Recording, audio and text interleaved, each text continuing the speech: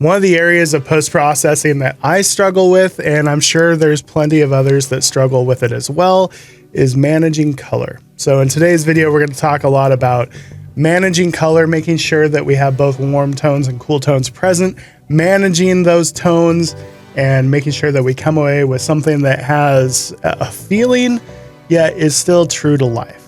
So let's jump into it. So these are going to be the images that we're working with today. You can see that it was a foggy, hazy, wet day. And I have a lot of action that I like, but you can see that things are pretty washed out. We really don't have many dark shadow tones. And, you know, it's pretty flat. So I know for a fact that there is some color to be had here. We're just going to have to finesse it out of the files. So that's what we're going to do. So because we're going to be basing this off of multiple images here, I'm going to kind of pre-process one of the images and then sync those settings across. I've talked in previous videos about how you can blend moments in time, especially with seascapes where, you know, the only thing really changing is that water flow.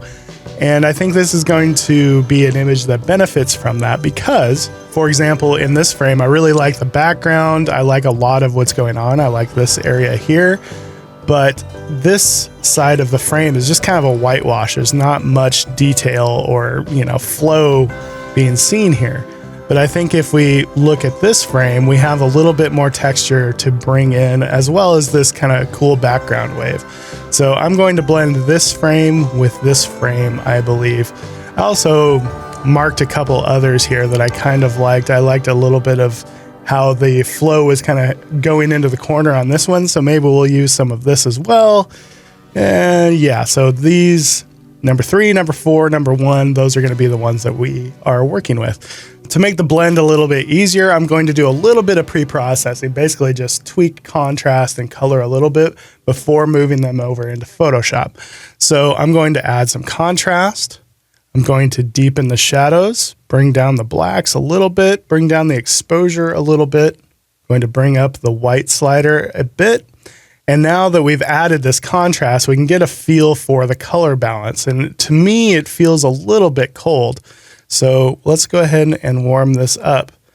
Now, this is going to be one of the key points in this image is that I want to maintain the color separation that we have. We have cool tones both in the water and in the sky, but we also have the warm tones in that fog that's getting hit by the morning sun. And I want to maintain that. If we go too warm, it's going to be a wash of warm. If we go too cold, we're going to lose the warmth in the sky. So we have to kind of maintain that. So I'm going to keep it pretty neutral somewhere in this area. Also going to level the horizon line. Notice we have this big water spot that we're going to have to fix later on. Going to go down to our detail tab. And as I've talked about many times before, we're going to decrease the radius to make it a small fine grain sharpening, increase the detail to make it a deconvolution type sharpening, hold down Alt or Option, and slide it over to where we're not sharpening the noise in between the details anymore. Also, because we need to give this image a bit of a saturation boost, I'm going to go down to the camera calibration tab, and we're going to increase the saturation of the blue primary channel. Now, when I do this, I know that a lot of the cold tones are going to get oversaturated. So we're going to have to dial those back. But really what I'm trying to target here are those warm tones in the sky. And I can increase the saturation of the red primary, and that will help a little bit. But I find that the blue primary is just a better slider for increasing the saturation of most of the tones. And because we don't really have any greens in the image, we can also boost the green primary. And it is going to, unfortunately, oversaturate the blue tones, but we've gotten a nice saturation kick in those warm tones. Now, our blue tones are a bit oversaturated. So what we're going to do is go up to our HSL panel, go to the saturation tab, and then we're just going to decrease the saturation a bit in the aquas and the blues. Something like this. So before, after, just mellowing out the saturation of those colder tones, because blue is always the most likely, in my opinion, to become oversaturated. And I really dislike the look of oversaturated blues. So at this point, I feel like this is a pretty good starting point. Maybe we can go just a little brighter. And now we're going to sync these same settings over to the other images that we're going to use. So I'm going to hold down Control, click on number 4, number 1, hit the sync button, check all, synchronize. That's going to sync those same edits over to the other images. That way they match. But there's one other thing. If I go between number 3 and number 1, you're going to notice that number 1 just feels the tiniest bit darker. I mean, just the tiniest bit. So I'm going to click on the exposure slider and just hit the plus key once. And that should even out that exposure difference between our images. So now I'm going to hold down Control, select these 3 images, right click, go edit in, open as smart object in Photoshop. This is going to open them all separately, and we're going to have to put them over into the same file, but at least we'll still have access to those raw files. Now that we're in Photoshop, we have these 3 images open in separate files. There's several ways that we can do this. The easiest way, honestly, is to grab the Move tool, hold down Shift, grab the thumbnail, and drag it over into the image that we want it to go towards. So we'll put it in the second file. We'll go over to the third file, do it again. Hold down Shift, drag it up to the title of the second file, and then let go. So now we have all 3 images open here in one file. So I'm going to close these other files. And now we just have the one with all 3 of our images. First thing I want to do, because we're going to be blending images together, is I want to turn these off and on and see if I have any movement. It looks like this bottom image here has just got the tiniest bit of movement. You see how the frame lowers just the tiniest bit. So what I'm going to do is grab the Move tool, zoom way in, and I'm going to just use my arrow key to raise it up 1 pixel, like that. And another way of doing this is to simply change the blend mode of one of these layers to difference. And we're going to get really strong halos if things are not lined up. So things are looking pretty good. So we'll change the blend mode back to normal. So the next thing that we need to do is we need to figure out what we're going to use from each of these layers. So let's start at the bottom one. I feel like this is good for the majority of the frame. It's got the most amount of water falling into the hole in the background. I like the water flow here, but over here we're lacking some texture. Next file up, I feel like we've gained some texture here, and we've also gained this wave in the background. So the second layer, we're going to blend in the majority of this area here. And then on our top frame, I like the texture in this bottom left corner, especially if we compare it to this image. We've got some cool rapids coming out, or waterfalls coming off of these rocks in the foreground, but I think I like the simplicity of the water flow here on the left. We're going to go to our second layer. We're going to put a black layer mask on it. I can hold down Alt or Option, click on New Layer Mask, and it gives me a black layer mask. That way we're starting with that second layer 100% concealed. I'm going to grab a paintbrush, 100% white, and we're going to start to just paint in this area on the right side where we know that we want that added texture. So we also want this wave in the background. So I'm going to start up here, bring that in. And this is where a bit of finesse and creativity is required, because we have to find those areas where things, that transition point feels natural and right. Water is pretty easy to blend together because, you know, there's not a lot of texture there. There's not a lot of hard edges or hard shapes. So we can use the feathered edge. You see, I'm using a soft brush here. We can use that feathered edge to kind of slowly fade things together.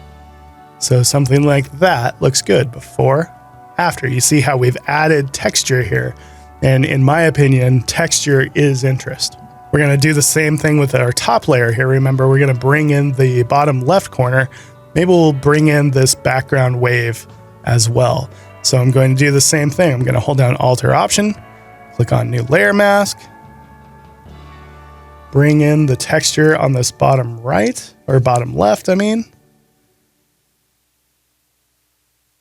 And I'm just using that feathered edge to help blend these two edges together. If I feel like I've gone too far, I can always switch back to white, or switch back to black, and then change that where that's blending together. I'm going to switch to white, zoom in on this background here, and we're going to just bring in that area where the wave is a bit more curly. Actually, you know what? I don't like that as well. I think the first splash is better. So we'll just bring it back with black. Okay, so at this point we've blended these three images together. So this kind of becomes our starting point for the image. Now is a good time to ask ourselves, what's wrong with the shot? First of all, the sky, too bright.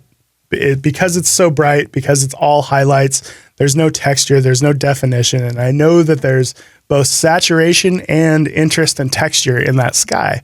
So if we add a lot of darkening and a lot of contrast to that sky, it'll really bring out the textures and the colors. The other thing is we have a couple technical problems. We have this water spot on the right. We have what looks to be some fogginess on the left. I also think that maybe we could do a slight crop, which will fix one of those things. I want the whole to be fairly centered. So something like this looks pretty good to me. We'll do a little darkening to fix that.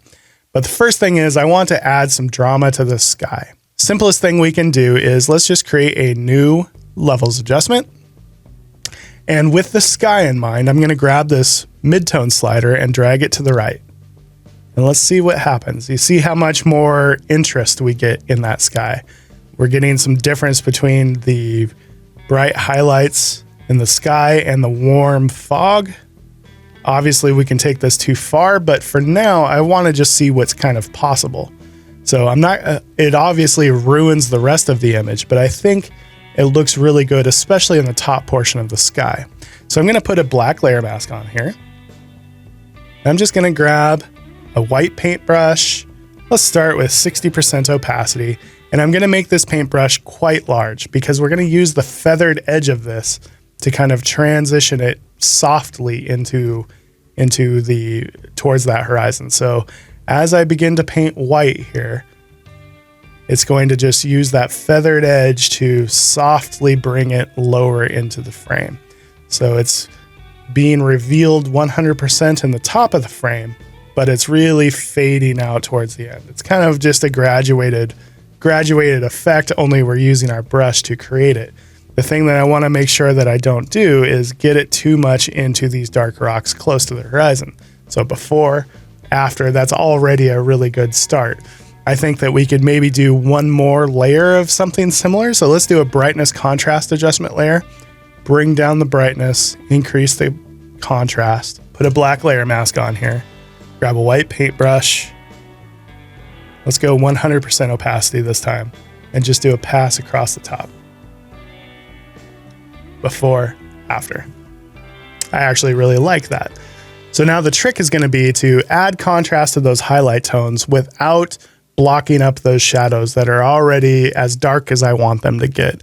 I don't want to lose information in these dark areas in these rocks.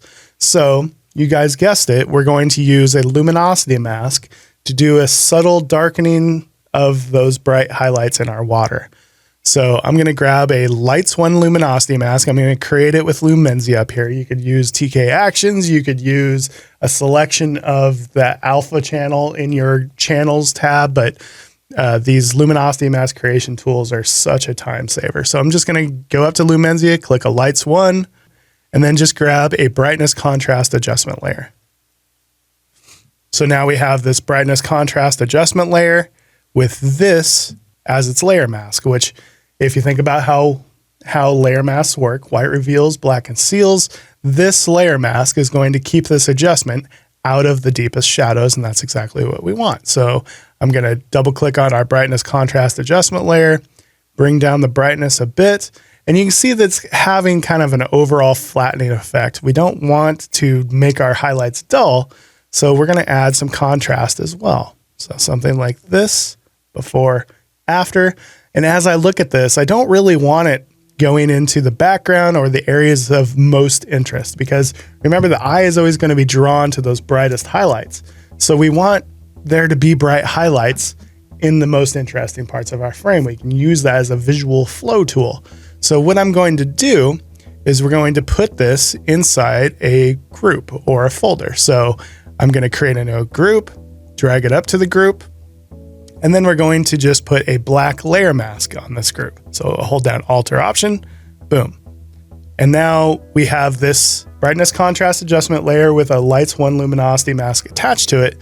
And I'm going to grab a white paintbrush and I'm going to reveal this adjustment around the outside edge of this frame. Now you can think of this as like a very manual vignette, kind of, that is only affecting the highlight tones. And we're also adding contrast with that vignette. So we're darkening, we're adding contrast, and it's only going into the tones. And this layer mask is affecting where it's going to go. So it's local and it's specific to the exact tones that we want it to go to. So before, after, you can see it's just a very manual vignette. I want to do just a subtle bit of adding a bit of atmosphere to this frame. So I'm going to create a new dodge burn layer, change the blend mode to soft light. And I want this to be pretty neutral in color, because really all I'm going to do is kind of haze out some of those darker shadows further away from camera. And I don't want to add too much color cast to what I'm about to do. So I'm going to grab white and then just add just the tiniest bit of darkening and a tiny bit of warmth. I'm going to go down to 10% opacity and 40% flow, just so it's very subtle. And then I'm going to do just a couple passes in this farthest point of our background. Further things are away from camera, the more I'm going to do of this. Before, after. And I'm going to leave areas close to camera alone. This is just going to emphasize that kind of sense of atmosphere, the sea spray between us and that background, and allow the foreground to continue to be contrasty. I'm going to switch to white, or just almost a cold white. And I'm going to add just a little bit of this to these shadows back here. This essentially is just lifting those shadows in a very, very local controlled way. So at this point, I want to add another contrast adjustment layer. So we're going to create a new levels adjustment, and we're going to attach a Lights 1 luminosity mask to it, because I want to go primarily into the highlights and stay out of the shadows. But I am going to alter this luminosity mask a little bit, because I don't want it to affect some of the water, but not other parts of the water. So I'm going to double click on our levels adjustment here. And this is what Lumenzia creates in order to be able to modify this mask. So this is going to only affect our luminosity mask, not our image. So here, what I want to do is I want to decrease the contrast in the highlights section. So I want the rocks to be very dark, but I want the rest of the water to be kind of without definition. So you see rocks are very dark, but the rest of the image is pretty much just kind of washed out and either bright gray or white. That way, this mask will keep this adjustment out of our rocks, but allow it to go pretty much everywhere else. I'm going to click on the levels adjustment, go back up to Lumenzia and hit mask. That way it applies that mask to our levels adjustment. So now when I add contrast, it's going to go everywhere except for into our rocks. Before, after, before, after. I don't want to do too much darkening in here, but I do want to brighten it as much as I can without blowing anything out. So now that we've gotten to this point, we've added all these layers of contrast, we start to get a feel for the colors in the image. And overall, it's feeling mostly cold. So I want to bring up a new color balance layer. And in our color balance layer, we can do a bunch of different things. We can affect the area that this adjustment's going to go into, highlights, midtones, shadows, and we can control them all separately. So it's basically just a way of color grading. In this case, I want to go into our highlights, and I really want to emphasize warmth in those highlights. So we would emphasize warmth by pushing things towards yellow, towards magenta, and towards red. Got to be careful about going towards red because I feel like things are getting a little too warm before after. I don't want things to get super red and purple, but I do want to emphasize warmth. Before, after, before, after. Subtle, but it's there. Now, let's go to our shadows and see if we can maintain some semblance of color separation by pushing the shadows a little bit colder. So I'm going to go to our shadow areas and push things towards blue, cyan, and maybe a little bit of magenta so things don't get too green. Some of these rock areas are very cold now, but some of the highlights have become a little bit warmer. Now, as we've done this, you can see that cooling down those shadows has again pushed it back towards that cold place. So let's go to our midtones here and add just a little, push things a little bit towards yellow, magenta, tiny bit, and you can see what that's doing. It's also darkening our image, so we need to keep that in mind. There's a couple of ways that we can deal with that. One of the ways is to go up to our blend mode and just change it to color.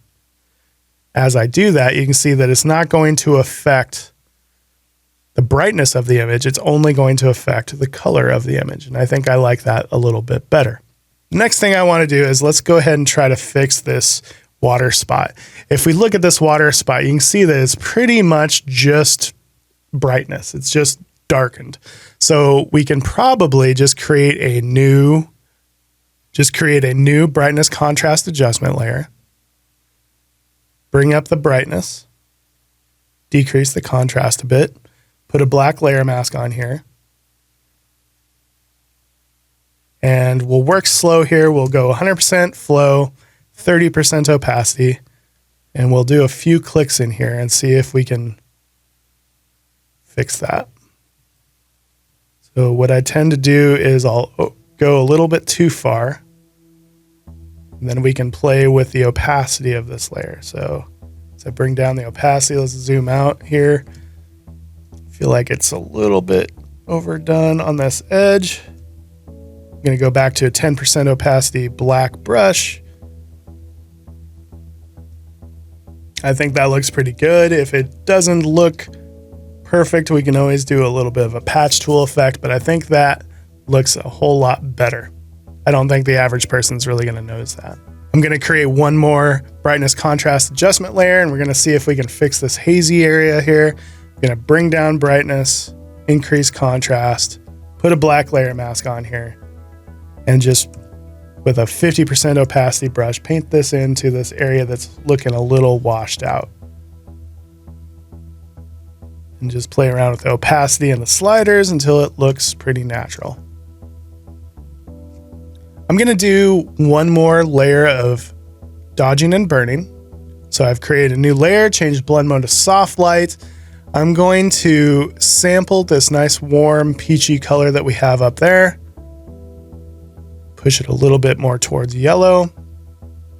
I want this to be pretty bright, pretty saturated. So I'm going to pick this color here, 20% opacity brush. And I just want to kind of help along some of that warmth low on the horizon in that background. So I'm just literally grabbing a paintbrush, 20% opacity brush, and just helping it along here. Don't want to do too much of that because it's not restricted or guided in any way. I'm going to go down to 10% opacity and just do a pass across that background before, after. You can see that it's just helping that warmth along here. Now, this effect should not go into the shadow area of this wave. So I'm going to put a layer mask on here, grab a black paintbrush, and then just mask it out of this area here where it doesn't belong. You guys know what's coming next. We're going to do a little Orton effect. So I'm going to create a merge visible layer, Control-Shift-Alt-E, or Command-Option-Shift-E on a Mac. That's going to give us this layer here. This will give us pixels to play with. We're going to go up to Filter, Blur, Gaussian Blur. We're going to blur this about the pixel radius of the camera. So in my case, this will be about 50. Change the opacity of this layer to about 22% because that's where my hands fall. I'm going to put a Lights 1 luminosity mask on it because highlights glow, shadows do not glow. We're going to hit the mask button. And this is going to be our one last opportunity to add a little bit of saturation and warmth to these highlights. So I'm going to go up to Camera Raw Filter, and on this blurred layer, I'm going to add contrast, brightness, and warmth. So contrast, brightness, and warmth. And you know what? Let's grab a linear gradient tool. I'm going to drag it down from the top. And with this linear gradient, we're just going to add some contrast and darken. And then we're going to hit OK. That way that sky doesn't become too bright and too washed out. So before, after, it's just one more opportunity to add a little bit more warmth. I think that looks pretty good. There's probably a couple sensor dust particles to look for. So I'm going to use Lumenzia's check for dust feature. It's just a button that adds a bunch of contrast and kind of shows us where there might be some sensor dust. It also gives us our spot healing brush tool. So I can go boop, boop, boop. There's a big one. We're going to delete the group of folders that gave us. And the final result looks like this.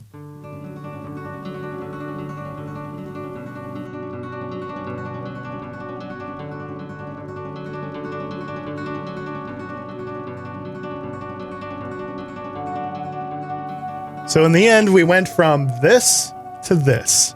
And the majority of the work that I did was trying to maintain that color separation. We didn't want to warm it up too much. We didn't want to make it too cold and too blue.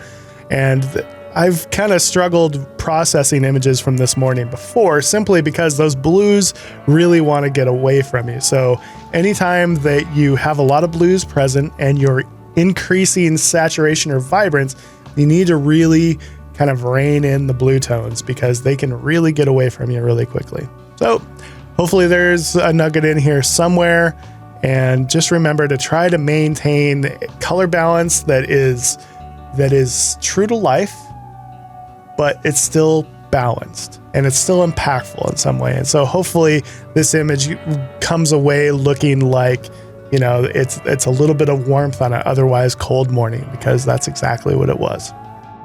Take it easy, everybody. We'll see you in the next video, and I hope that you're all doing well.